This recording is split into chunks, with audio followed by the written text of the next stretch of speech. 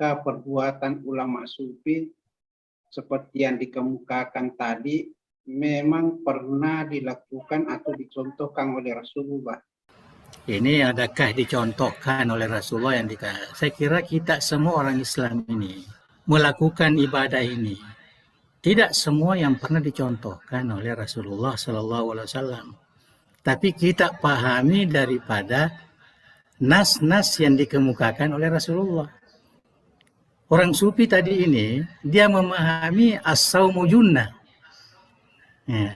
Jadi dengan pemahaman saumu junnah dari hadis Rasulullah ini, maka dia berpuasa terus. Ya, dan tidak ada halangan dan tidak haram di dalam Islam. Ya, begitu ya puasa Daud. Dan tidak semestinya. Itu salah bahwa harus dicontohkan oleh Rasulullah baru kita beribadah seperti itu. Itu salah. Itu manhaj yang keliru itu. Nah, bahwa kita harus sembahyang, harus sama dengan Rasulullah. Kita lihat saja semua periwayatan mengenai pelaksanaan sembahyang tidak ada hadis mutawatir, tidak ada hadis mutawatir. Ya, hanya hadis-hadis ahad. Oleh karena itu terjadi perbedaan-perbedaan di kalangan ulama mujtahidin. Imam Syafi'i ada perbedaan dengan Imam Hanafi, ada perbedaan dengan Imam Abu Hanifah dan sebagainya. Nah, karena pelaksanaan dilaksanakan oleh Rasulullah ini itu bukan menjadi acuan bahwa nanti dilaksanakan Rasulullah baru kita laksanakan juga, tidak begitu. Nah, itu pemahaman yang keliru bagi saya. Ya. Yang penting ada dasarnya daripada Al-Quran ataupun Sunnah Rasulullah yang sudah dipahami oleh ulama yang pakar tentang itu. Ya.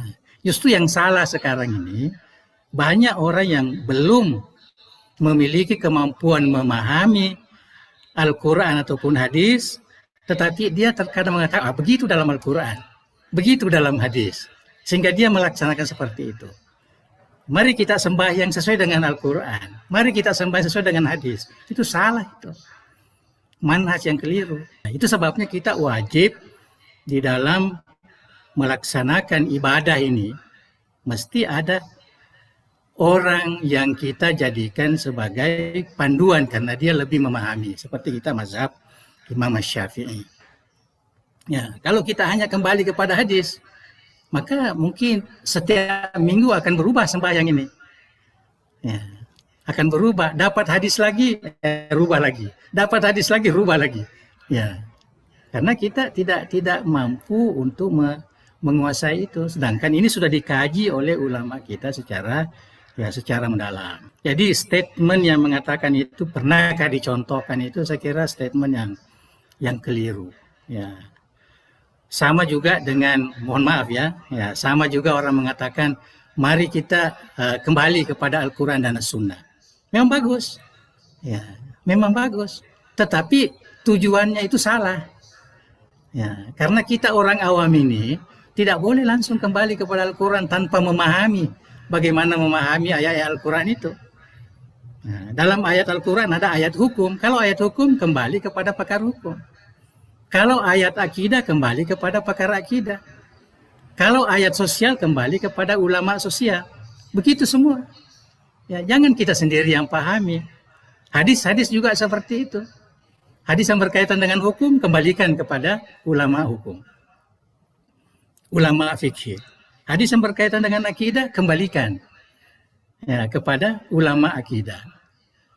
Yang berkaitan dengan akhlak, tasawuf kembalikan kepada ulama tasawuf. Karena mereka semua ulama-ulama ini dia kembalinya kepada Al-Quran dan As-Sunnah. Itu sebabnya Al-Quran dan As-Sunnah ini dikatakan di dalam usulul fikih al-marji'iyatul ula lil ahkamil islamiyah. Itu sebagai marji' yang paling utama. Ya, yang paling utama. Jadi kita tidak boleh membuat statement yang boleh mengelirukan masyarakat kita. Itu yang saya katakan. Jadi seperti yang ditanyakan tadi, ini mungkin tujuannya bagus. Ya, artinya bagaimana menjernihkan supaya amalan ibadah kita ini jangan melampaui batas. Ya, itu bagus. Nah, itu bagus. Tetapi statement yang mengatakan Saya mau beramal kalau pernah diamalkan oleh Rasulullah. Betapa banyak yang kita harus buat. Al-Quran sendiri sekarang ini terpaksa harus menghafal. Nah, jangan baca mushaf lagi karena itu tidak ada di zaman Rasulullah. Ya, begitu juga hadis-hadis ini. Di zaman Rasulullah tidak ada hadis-hadis dikumpul seperti ini, tidak ada. Itu hanya inisiatif para sahabat saja. Inisiatif. Ya. Para sahabat. Itu maknanya Allah memelihara ajaran agamanya sehingga terketuk hati ulama ya membuat, ada yang mengkaji hadis, ada yang mengkaji tafsir, ada yang mengkaji fikih, ada yang mengkaji tasawuf. Nah, kalau tidak, apa yang kita warisi sekarang ini? Maka saya kira kita dalam beramal akan buta. Ya, sekiranya tidak ada ulama kita yang menunjukkan ini ada ilmu tauhid, ini ada ilmu fikih, ini ada ilmu syariah, ini ada ilmu ibadah. Kaidah-kaidahnya ada usul fikih, ada usul hadis, ada ulumul Quran dan sebagainya. Ya, tinggal kita belajar. Kalau mau jadi seperti itu juga ya kita harus belajar seperti itu. Mohon maaf ya saya panjangkan jawaban itu. Ya, jadi apa yang dilakukan oleh ulama tasawuf itu sesuai dengan petunjuk Rasulullah. As-saumu junnah. Nah, itu yang mereka pegang sehingga ada yang berterusan berpuasa, ya, tidak makan, ya. Karena tidak makan dan makan ini sebenarnya itu kebiasaan, ya kebiasaan. Makan nasi juga lah. Kalau makan nasi dipaksakan kepada orang sebarat sana, habislah mereka. Begitu juga kalau kita dipaksa tidak boleh lagi makan kecuali roti kalau Ramadan. Karena Nabi hanya makan roti saja. Ya. Atau makan kurma saja. Habislah kita di sini. Ya.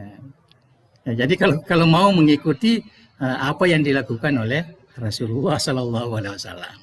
Ya, jadi memahami manhaj, ya, kepahaman agama itu sebabnya kita ada ahli sunnah wal jamaah. Ya, itulah sepakat ulama. Kalau ada yang tidak sepakat itu bukan ulama kita itu. Ya, ulama bahwa manhaj, metodologi, pendekatan yang dilakukan oleh ulama ahli sunnah, nah itulah yang terbaik. Dan ini yang terjadi ahli sunnah ini di zaman para sahabat. Bukan hanya zaman Abu Hasan Asy'ari, tapi sebelumnya sudah ada. Imam Abu Hasan Asy'ari hanya merincikan, hanya merumus apa yang sudah dilakukan oleh ulama-ulama sebelumnya. Wallahu a'lam bishawab.